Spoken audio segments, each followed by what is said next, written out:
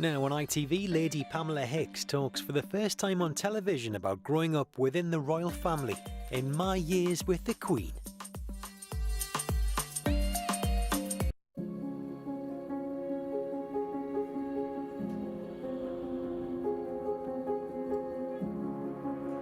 Personal Discoveries.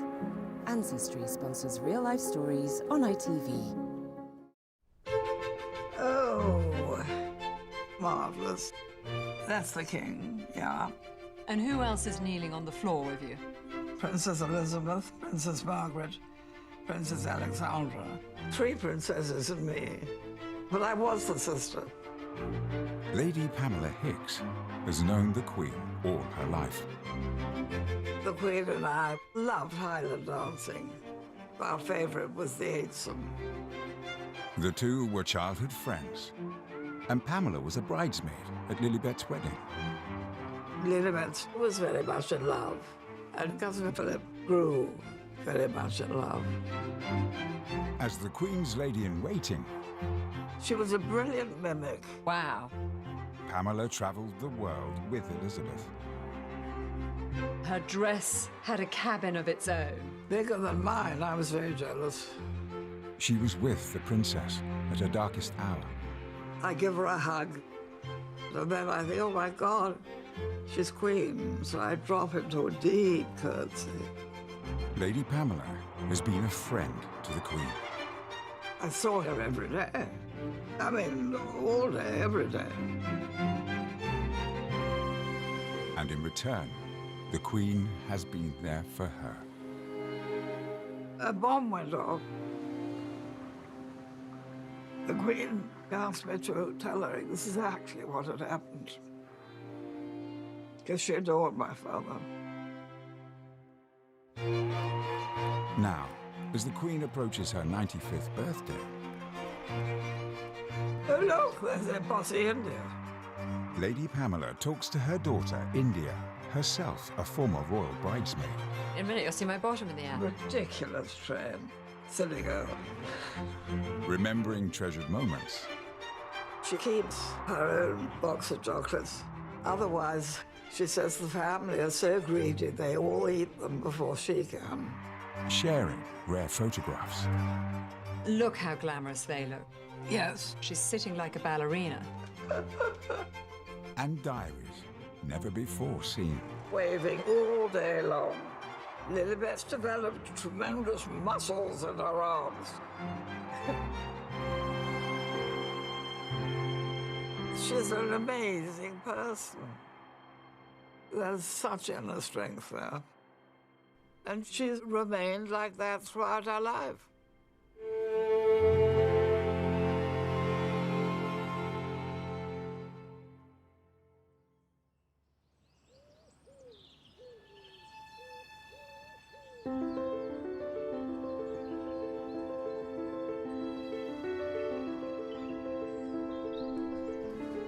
At Lady Pamela's home in the Oxfordshire countryside, daughter India has found some old family heirlooms. Here we are. Bridesmaids' dresses.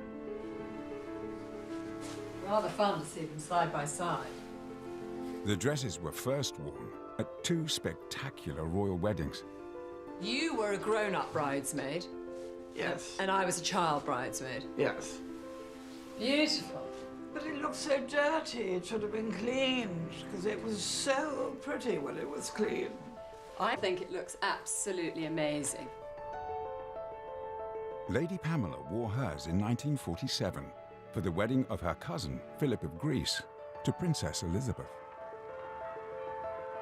This is 73 years old. And it's not the fact that it's so old, it's the fact of how timeless it is, because I think people would wear this now. Yes. Look how tiny your waist was. It was once upon a time. Wow. India wore hers as a 13-year-old for the wedding of Charles and Diana. So, I don't mean to upstage your dress, but the 1980s froof slightly is upstaging yours. Oh, I don't think you upstaged me at all. If I was clean, I'd absolutely wipe your eye. It's the battle of the bridesmaid dresses. Oh, yes. And you were at Westminster Abbey, we were at the cathedral. Yes, Ah, so Diana broke with tradition. of course. Yeah. Well, Diana always broke with tradition.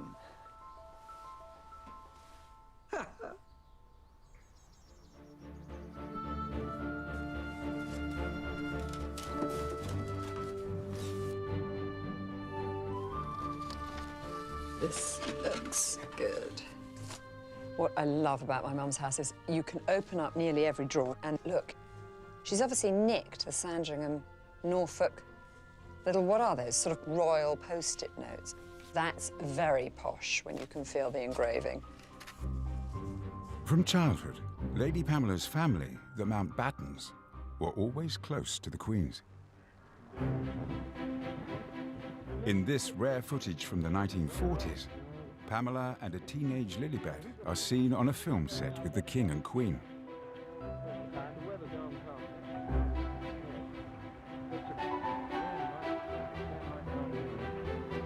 They had an area of decking and a machine that made it look as though it was a rough sea.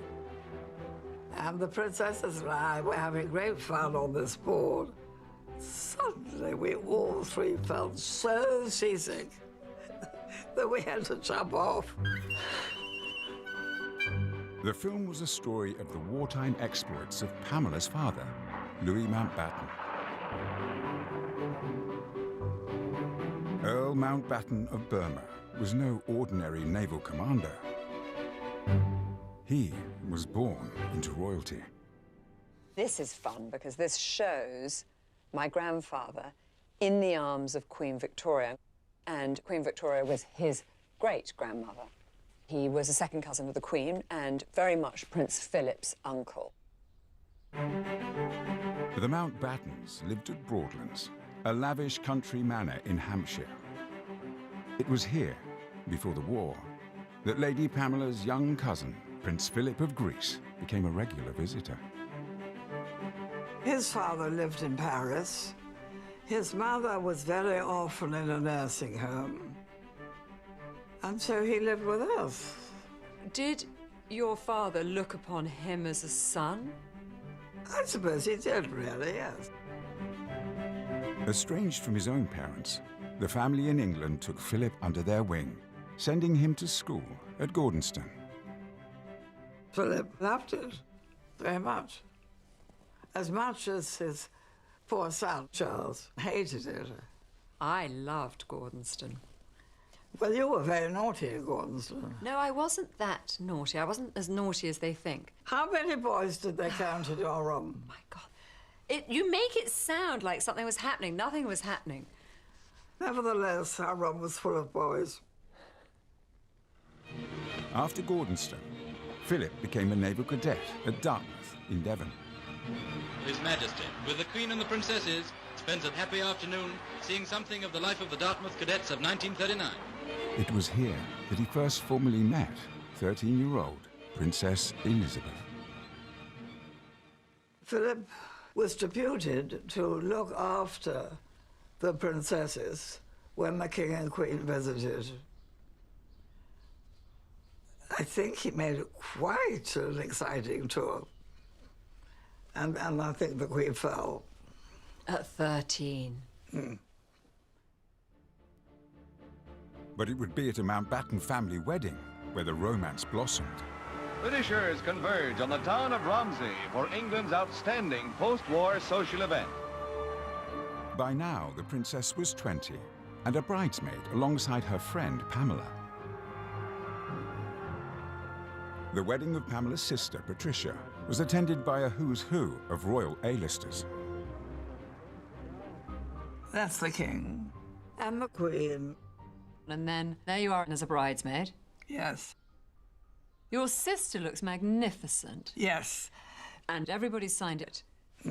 You've got Princess Elizabeth's signature, Princess Margaret's signature, Yeah. Princess Alexandra's signature, and then just Miss Pamela Mountbatten's signature at the end. But Mountbatten meant a great deal. And my grandmother looking splendid in a coat we brought her back from Kashmir because she wouldn't spend money on herself. Is the Queen quite thrifty? Yes, she did send a message to her mother, wondering if the Queen Mother needed so many new dresses every year. I got a very tart reply. I remember being handed me down Princess Anne's underwear. Underwear? Now, her chill-proof underwear. Now, that's a long hand-me-down because there's quite an age gap between me and Anne. So imagine how many people wore that underwear before it got to my little vest and bottom. That's a thrifty family. The wedding is also remembered as the moment the world first noticed that Philip had his eye on Elizabeth.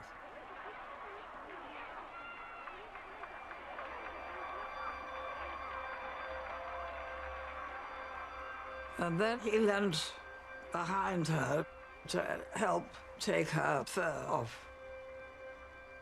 Which was an unusual gesture. Well, that's what the press pounced on.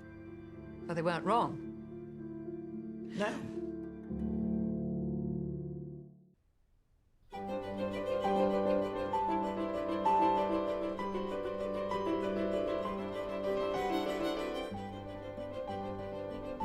It is amazing, this house, because my mother has kept so much. And it's not just in the drawers, it's also on the walls too. This is like a mix of family portraits, and some of these are Christmas cards that get sent. There's the Queen with her mum and dad, signed by Bertie and Elizabeth. This, I know, is definitely a Christmas card, because I actually took that photograph. Charles and Diana with the boys. He's such a good godfather. I was studying photography and he asked me to take that. And that is my grandparents as Viceroy and Vicereine of India. But here, this is rather amazing. We've got Grace Kelly. And she has written to my grandfather, whose name was Dickie Mountbatten, to Dickie, my pin-up, with love and kisses from Grace. It's quite fun. When Elizabeth's romance with Prince Philip of Greece went public, Philip's uncle, Dickie Mountbatten, was enthusiastic. In fact, Cousin Philip had to tell him to back off because he was so enthusiastic. And Philip said, Dickie, just back off a bit. What did you think? I thought it was ideal. A good-looking prince and a very pretty princess. Did her parents have people in mind?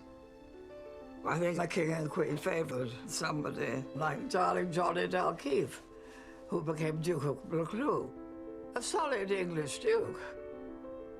So nobody had a penniless Greek prince in mind? No, of course not. Very unsuitable. But Elizabeth had made her mind up. She was going to marry Philip Mountbatten, whatever anyone thought.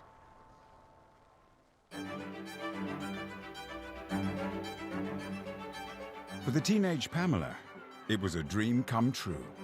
She was a bridesmaid to Princess Elizabeth. Look at you there. I was 17 or 18. Such a special occasion. The king's daughter getting married. As Elizabeth dressed in Buckingham Palace, not everything was going to plan. Elizabeth wanted to wear the pearls that her father had given her, and they couldn't be found. And then, luckily, the private secretary remembered that they'd be on exhibition with the rest of the wedding presents. So he dashed across Whitehall to pick them up. And then, at the last moment, we couldn't find her bouquet. As Elizabeth left the palace, Pamela and the other bridesmaids were already waiting at Westminster Abbey.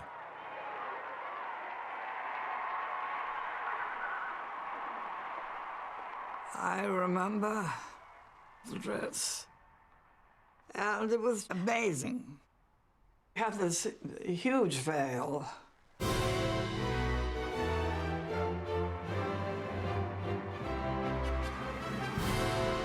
I was on cloud nine, really. Tremendous excitement. After the ceremony, it was back to the palace, where huge crowds had gathered. And then you go out onto the balcony. Oh, yes. It's an extraordinary sight. There's enormous crowd. Oh, they were a star couple. And in love. They were very much in love. Well, I would say that probably she was very much in love, and he grew very much in love. The honeymoon night was spent at Pamela's home. Elizabeth knew Broadlands well. She and Philip would often weekend there with the Mountbattens. When the Queen comes to stay, you've often told me that she brings a box of chocolates. She does have her own box of chocolates, which she has learned to keep in her room. Otherwise, she says the family are so greedy they all eat them before she can. So Not our family, her family. But when she goes to stay with people, she brings a box of chocolates for the hostess and a box of chocolates for herself. But she once came to Broadlands after you'd just come back from India and you have your mongoose, Naola, with you. Yes. One evening we were waiting for her to come down to dinner, and it was very unusual for the Queen. But she was 4 or 5 minutes late. And she said to me, "I don't mind Naola coming into my room. In fact, I quite enjoy it. I don't mind Naola opening my box of chocolates, but does he have to always to just take a bite out of everyone?"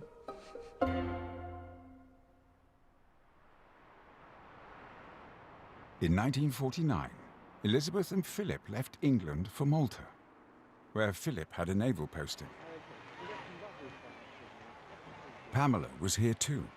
Her father was a commander in the Mediterranean fleet, so Lilibet and Philip were invited to stay at the Mountbattens Island home. We all shift rooms. My mother gave up her room to the princess.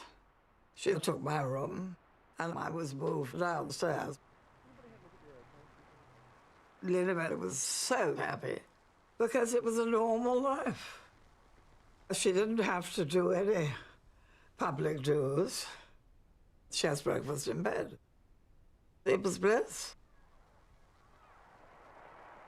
Elizabeth also liked to watch Pamela racing. Look at you, Mum. Look at those big wide jumpers. You don't look like you're going on a horse race. You look like you're going out to lunch. What was the hat called? What was that ride? A helmet. A helmet. It's a pretty definite win. Definite win. But of course, my father's horses were so much better than the local horses. That is rather a cheat. In the evenings, it was party time. There's a wonderful photograph of you and Princess Elizabeth dancing. We all loved Highland dancing. Foursome, 16-some. Oh, they're exciting dances. And I remember the Queen and I, the one that was our favourite was the eightsome.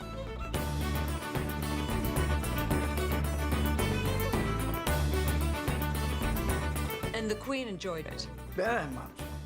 Oh, yes. And does she enjoy Well, dancing? she's half Scotch, isn't she? The carefree years didn't last. Unwell after an operation, the king asked his daughter to stand in for him on an overseas tour. Although Elizabeth was by now mother to 2 small children, she said yes, and asked her friend Pamela to come along as her lady-in-waiting. When you go out with Princess Elizabeth, you're still very much a cousin, so you call her Lilibet.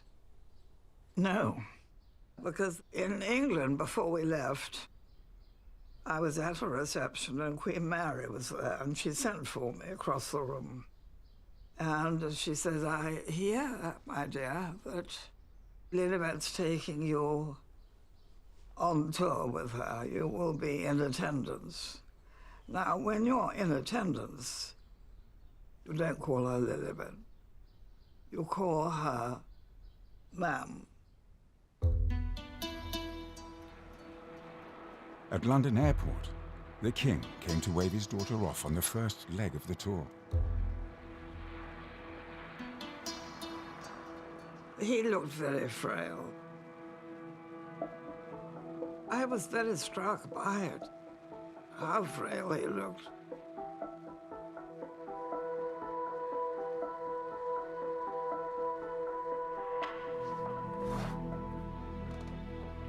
With other visits planned to Australia, New Zealand, and the Caribbean, Lady Pamela began a diary.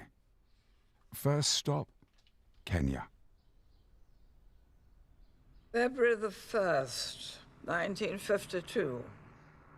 We landed in Nairobi punctually at 10:15.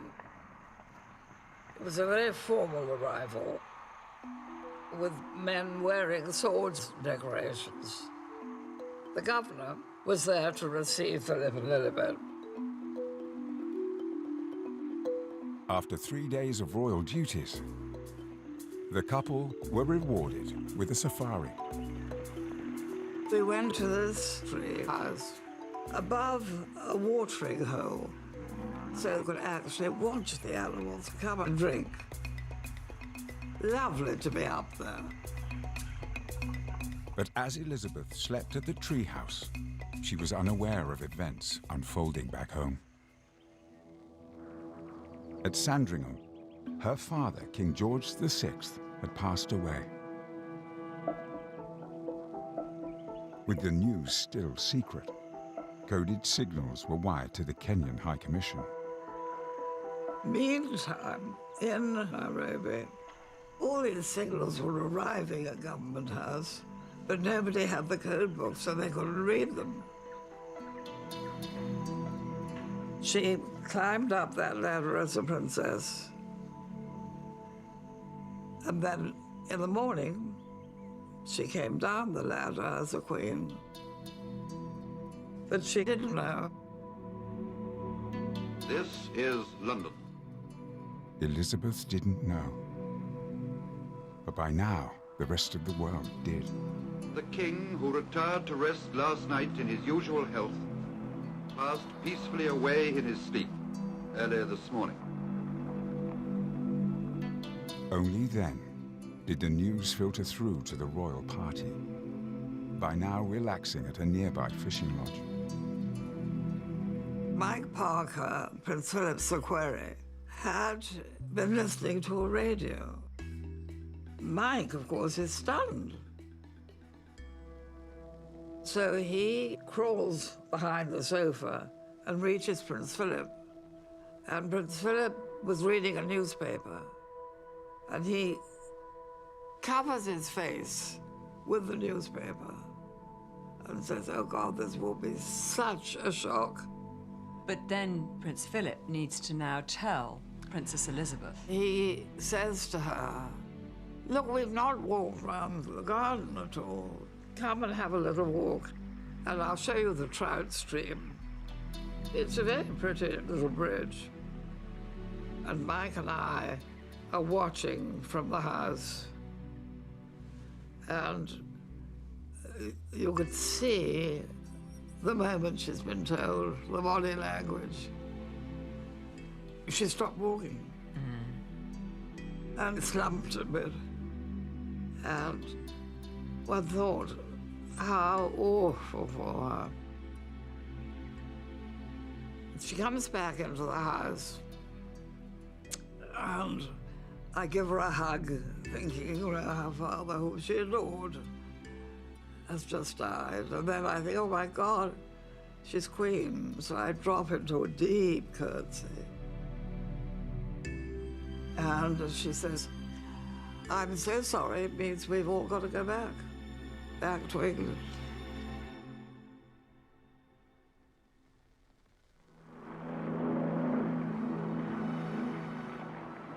The Prime Minister, Winston Churchill, was amongst those waiting as Elizabeth arrived back in London.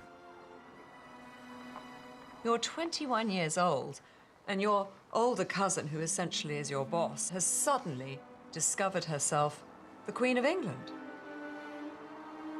And you follow behind. How did you feel? I think I didn't. I think I was stunned.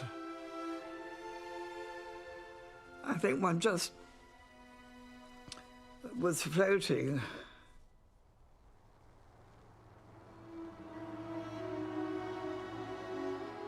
The Queen comes past me, and she can see the car for her, and it's not her own private car.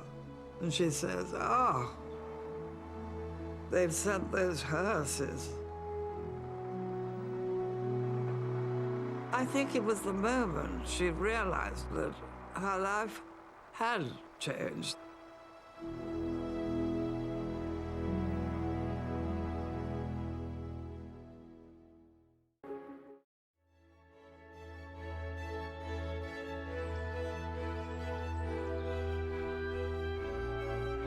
At home in Oxfordshire, former lady-in-waiting to the Queen, Pamela Hicks, is remembering one of the most important days of her life. You're off to the coronation. Yes. Grandpapa must have thought, perfect opportunity to have a quick family snap.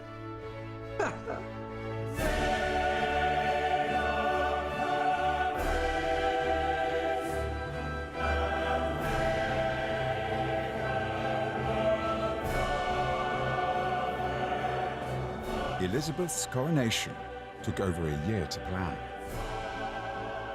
In attendance were 8,000 guests from around the world. Amongst them, 24-year-old Pamela Mountbatten and her family.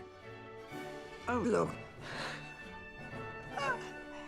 Aunt P got Uncle John's robes from the film costume department. No. Yes. But wait, who gets to wear robes? Lords. Lords and ladies get to wear robes? Yes. But you're just a little miss, are you still? Yes. So you have no robes, you're robeless? No. Poor, neglected little waif. For the first time, the ceremony was televised across the world. Will you solemnly promise and swear to govern the people? I solemnly promise so to do. In the most intimate part of the ceremony, Elizabeth was shielded from view for the act of consecration. They take all these grand robes off, and she's just left with this white underdress, really almost like a nightie. And the sunlight was shining directly on her. And she looked so frail, just as one very young woman. I must say, seeing her, this young woman of 27, utterly alone, I wondered how she'll have the strength to undertake this duty all her life. I think one knew she would, because there's such inner strength there.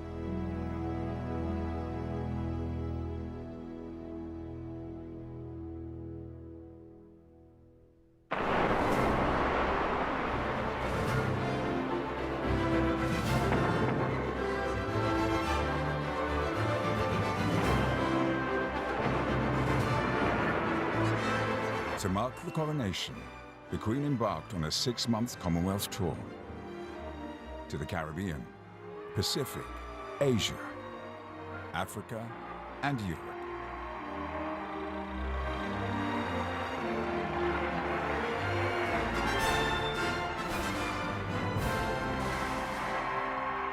Once again, Pamela travelled as the Queen's lady-in-waiting.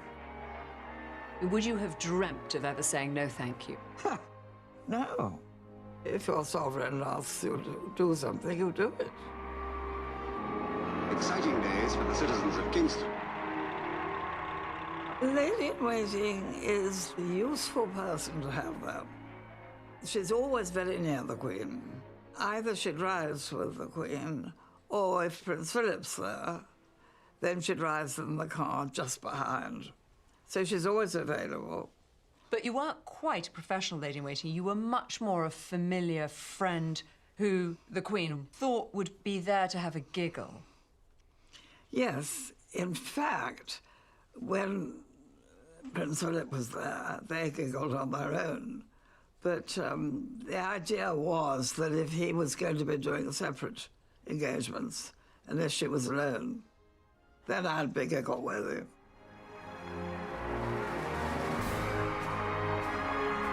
Everywhere Elizabeth went, Pamela followed.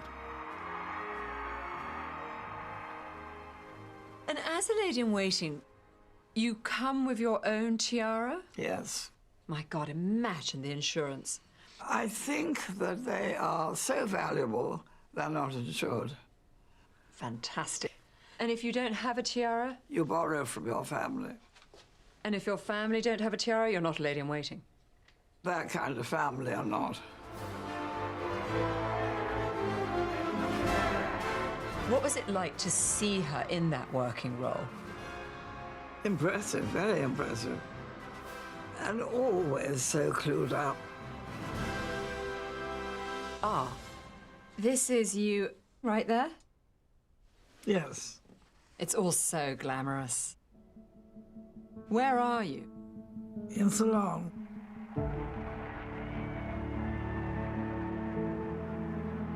Friday the 9th of April. It was almost unbearably hot. We were soaked with perspiration within 5 minutes of leaving Gothic. Lilibet was nearly boiled alive. So in spite of her protests, I held the parasol over her. In spite of the intense heat, Her Majesty once again wore her coronation robe with all its exquisite but extremely heavy embroidery. Didn't you tell me that her dress had a cabin of its own? It did. Bigger than mine. I was very jealous. Even the local people find the heat oppressive, but the Queen seems quite unaffected. Look at you there. Actually, it was very painful for the Queen because, do you see, it's open air. She had to open Parliament. Be able to open this Parliament in person. Then she sat so that everybody had a wonderful view of her. But as she was sitting, the sun was shining directly on all the beadwork of the dress. She nearly roasted alive.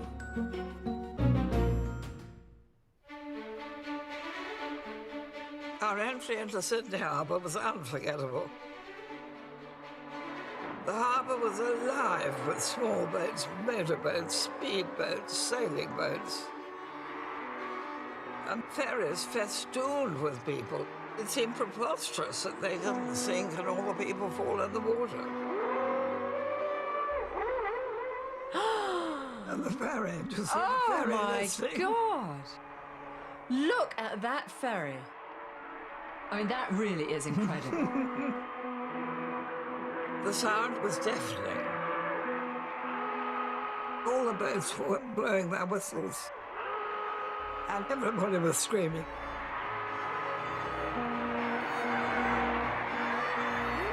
Everybody looks so glamorous. Look at you, in pale green, like a little pea.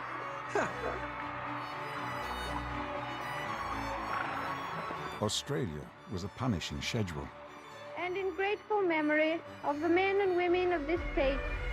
Even on days off, it was hard for the Queen to get away from royal watchers.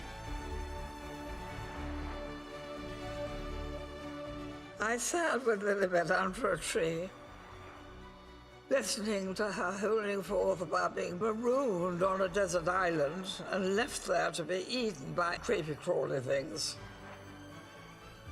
But she cheered up considerably when a boatload of trippers appeared, shouting whether we'd seen the Queen. Where is she? Lilibet in slacks tore down to the beach, pointing to the other side of the island, and yelled, "She went that away," and jumped up and down with joy as the boat disappeared round the corner.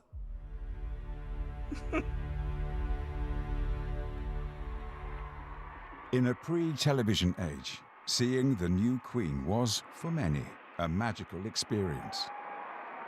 But where did Philip fit in? Philip plays an enormous part in the success of the tour. I find Philip so much gentler and more considerate. He's really unexpectedly kind and thoughtful. There's still a tease and very amusing. He was always great fun to be with, and cheered her up no end. Prince Philip is your first cousin, so you've grown up with him as well. You don't need to look so serious. Well, I'm always serious near Prince Philip. Why? He's so alarming.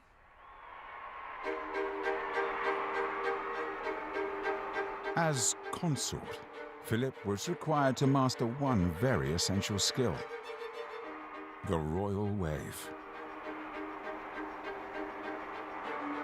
Friday, 1st of January.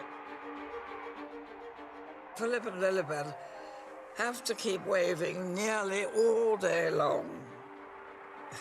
She's developed tremendous muscles in her arms. Sitting still in a car being yelled at and having to wave, it's the part of the tour which Philip really loathes. He always woke up with a very cold hand and wondered why. And then he realized that in his sleep, he's waving.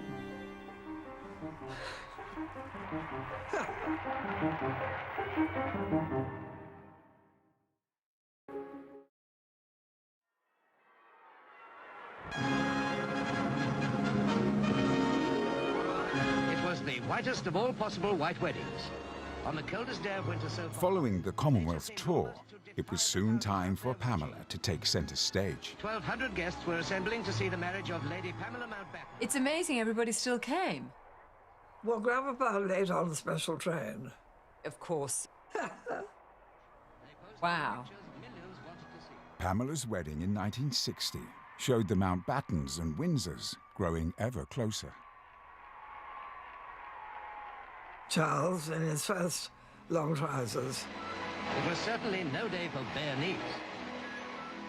And the Queen wasn't there because she was having Andrew. In the walls of Broadlands, Look at Prince Charles having fun. The toast was the happy couple, with the Queen's children well to the fore in drinking it. If only circumstances had not prevented the Queen herself being present. Look at Anne's face. You see my waist? I do see your waist. Tiny waist. It wasn't long before Pamela became a mother.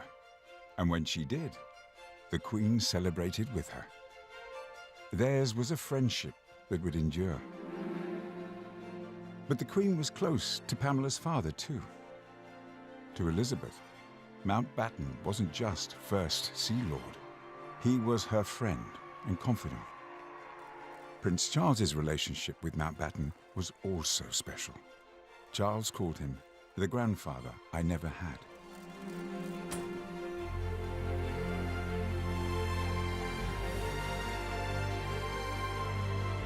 Every summer, Mountbatten would gather his family at a holiday retreat in County Sligo, Ireland. I remember the sounds of Ireland and the wind on those panes of that incredible castle. This is Shadow 5, my grandfather's fishing boat. You see my grandfather there, sitting up high. And we would go out lobster potting. There was always sandwiches and warm, fizzy drinks. It was a real family tradition and something my grandfather absolutely loved. In August 1979, Mountbatten took a small group out for a trip on Shadow 5. Pamela decided to stay at the castle. It was such a beautiful day, and we were having a wonderful holiday. And you could see he was having great fun in going much too fast and turning much too quickly, but he was having a splendid time. And then a bomb went off. Nothing was left. There were just all these bits of dark green wood scattered all over the sea. India and her brother Ashley had been watching television inside the castle. The window was open, so Ashley and I heard that bomb go off. And from that moment on... Yes. You gave such a terrible scream when you heard. And I thought that you might run out blindly and fall over the cliffs. So I kept you sort of under my wing. The Queen said immediately, how could she help? Because she adored my father. And you said if we could get the children out, nobody knew if there was more terror to come. And the Queen sent her helicopter for us. The bomb, planted by Irish Republican terrorists, killed 4 on the boat.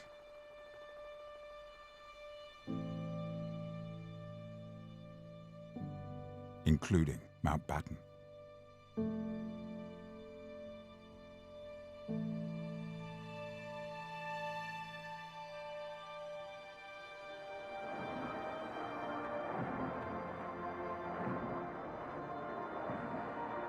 Grandpapa's funeral was magnificent. Well, he planned it. Planned everything.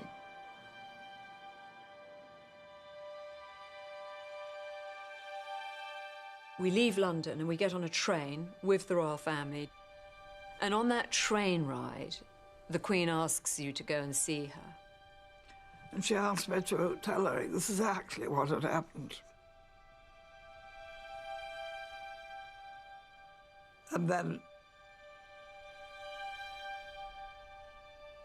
silence.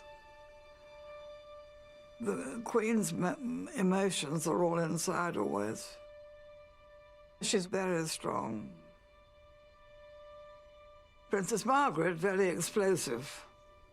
You know, bloody IRA. But the Queen's not like that at all.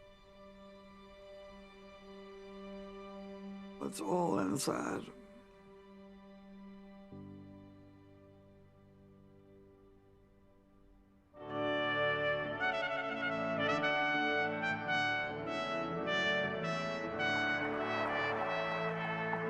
Two years later, there was cause for celebration.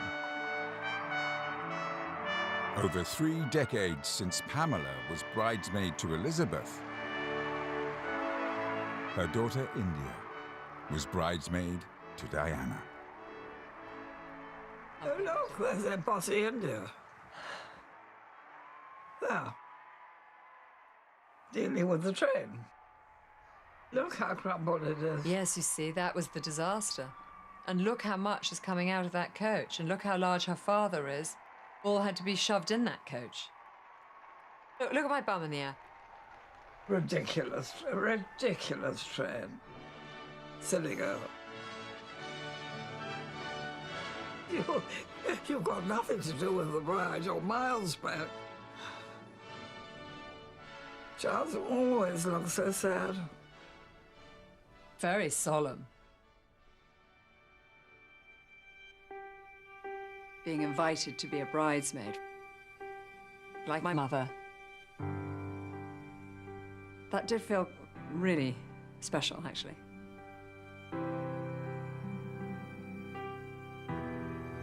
To have known the Queen is to admire her above everybody else. She's always been accepting of whatever she's supposed to be doing. She deals with situations superbly. And yet, of course, she's tremendously loyal and so utterly selfless. The Queen's life has been entirely dictated by her sense of duty. It's a word that's barely used and certainly not understood. But duty was good. It gave you a goal. It's been an enormous privilege watching her work and having fun with her off duty. She's an amazing person. And she's just remained like that throughout her life.